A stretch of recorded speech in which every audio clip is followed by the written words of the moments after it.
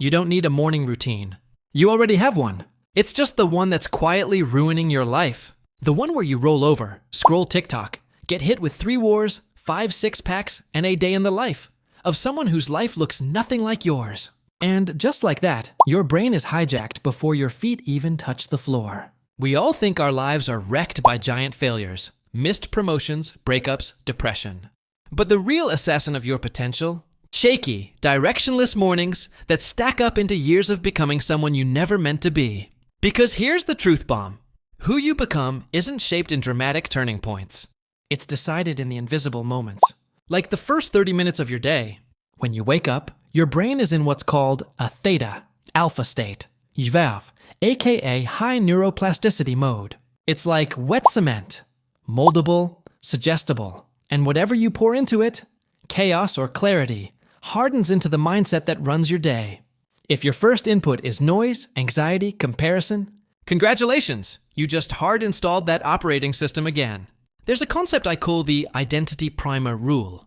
The first half hour of your day either acts as a mirror for who you're becoming, or a negotiation back to who you were. There is no neutral. You're either stacking self-trust or silently eroding it. And the most dangerous part? It feels harmless. It feels normal. But emotional inertia is real. Your brain wants to continue in whatever state you start in. Begin reactive, stay reactive. Begin intentional. And suddenly things click. So yeah, that blurry half hour where nothing really happens, that is your life. And 5 years from now, you'll either thank yourself or still be trying to fix your mornings. You're not lazy. You just tried to make a Navy SEAL routine work on a body that hasn't had REM sleep since 2021. Let's be real. Most morning routines look amazing on YouTube.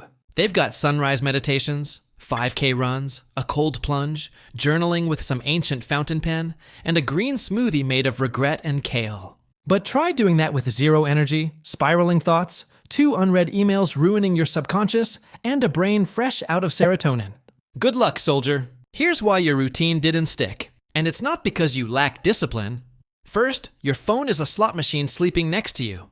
Dopamine chasing at its finest. One little scroll and boom, your brain is lit up like a casino. Novelty, outrage, comparison, validation. All before your first thought of the day was even yours. Second, cortisol, your stress hormone, spikes naturally about 30 minutes after you wake up. If there's no structure or ritual to meet it, your brain doesn't get momentum. It gets mental whiplash. But maybe the biggest trap? You crafted your morning routine based on the person you hope to become, not the person you currently are. And when those two don't line up, the brain rebels. Because the brain doesn't care about your Pinterest board. It cares about stability, identity, safety. So no, the issue isn't that you need more willpower. The issue is the system you wake up inside of. One designed for a future self that doesn't exist yet. Instead of the one who actually needs saving. Think of your mind like a web page. The tabs you open first in the morning stay open the longest. That's why the perfect morning isn't about stacking productivity hacks till you collapse into a pile of unread self-help books. It's about priming your neural environment, tiny actions that whisper to your brain, "This is who I am now." Here are the only 5 parts you need. No fluff, no monk mode required. Just psychological compounding at its simplest. 1. Wake plus external trigger, not your phone. Your alarm tone shouldn't sound like an air raid siren. And it definitely shouldn't be your phone, unless you enjoy waking up and immediately being pulled into 47 other people's agendas. Instead, light, music, or movement. Light exposure within 10 minutes kicks off melatonin suppression and jumpstarts your circadian rhythm. Translation: you become a working human instead of a functional ghost. Tip: use a wake-up light alarm or auto curtain hack. Ritual over shock. 2. Mental clearing. 2. 5-vitamin-cysteine. Don't call it journaling if that haunts you. Call it taking out the trash before it starts to smell. Your brain wakes up in download mode. Leftover dream fragments, 2 do's, unsent texts, existential dread. Dump it. 1 sentence if that's all you have. This isn't about being eloquent. It's about creating space. Cognitive offload lightens the subconscious load by signaling, "I'm listening." 3. Identity anchor, active recall. Forget motivation. This is about reminding your brain what kind of person you're trying to be.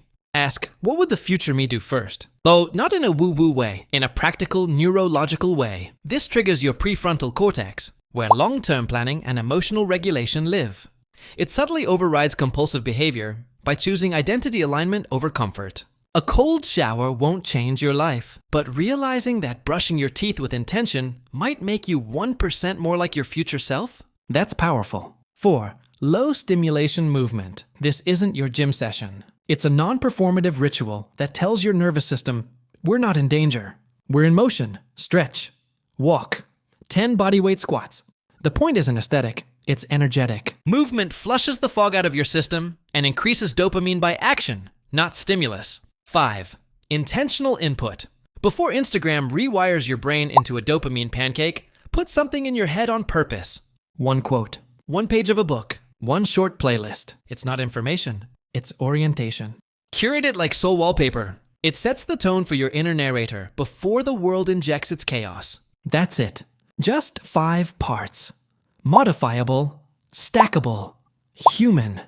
Each one compounds, not because they look impressive, but because they quietly fix your inner operating system before the rest of the world starts buffering.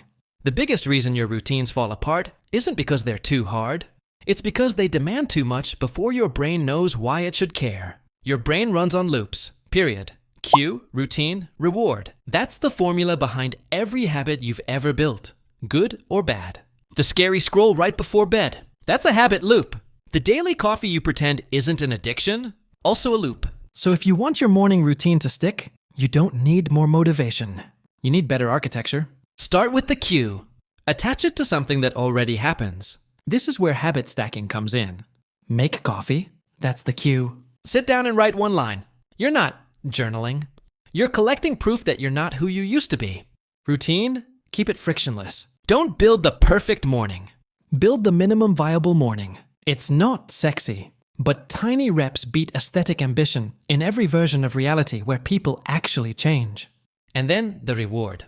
Front load it, not in the shallow dopamine way, in the self-trust loop way. Put on a playlist to anchor the state. Check off a box. Whisper, still doing it, to yourself like a psycho. That's emotional reinforcement. That's how process becomes identity. None of these steps will impress anyone on social media. But 6 months from now, this version of you doesn't exist anymore. You either built the loop or let the old one win. Let's talk about fake productivity. The stuff that feels like progress but quietly buries your momentum under a pile of overstimulation and existential guilt. There are 3 sneaky saboteurs that dress up like discipline and rob your mornings blind.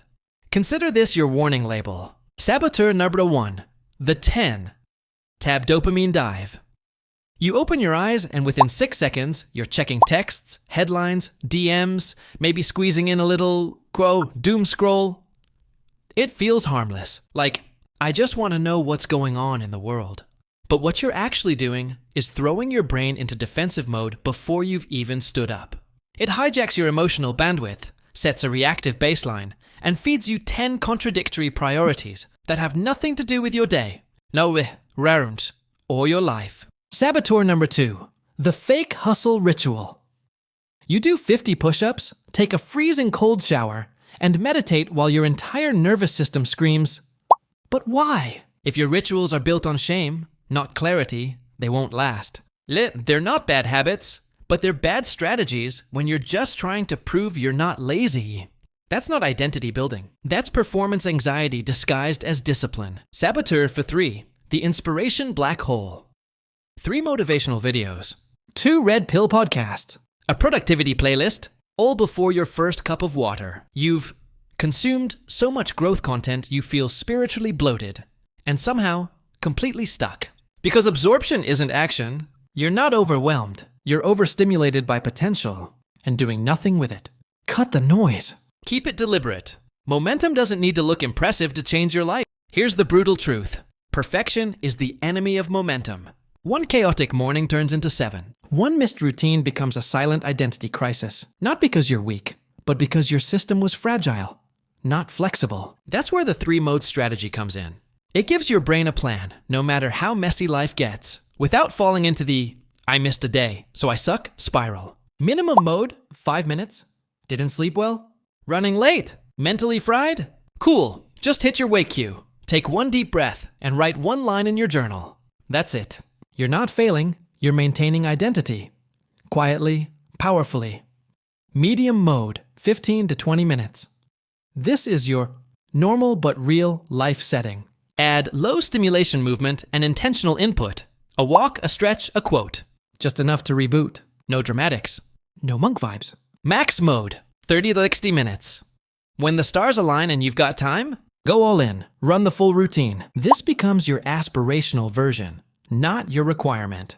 The hack? Write these 3 modes down somewhere visible. Sticky note, lock screen, bathroom mirror.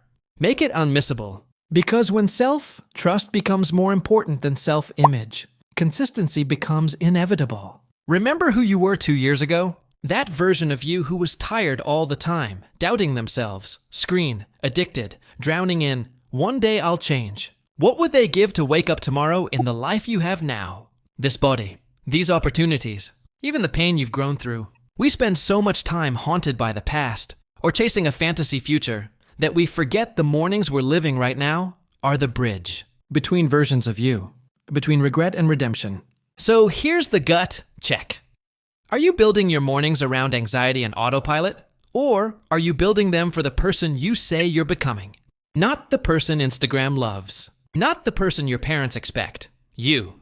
The you who wants peace, purpose, progress, on your own terms. Because the truth is, every single morning is a decision. To drift or to direct. To copy or to create.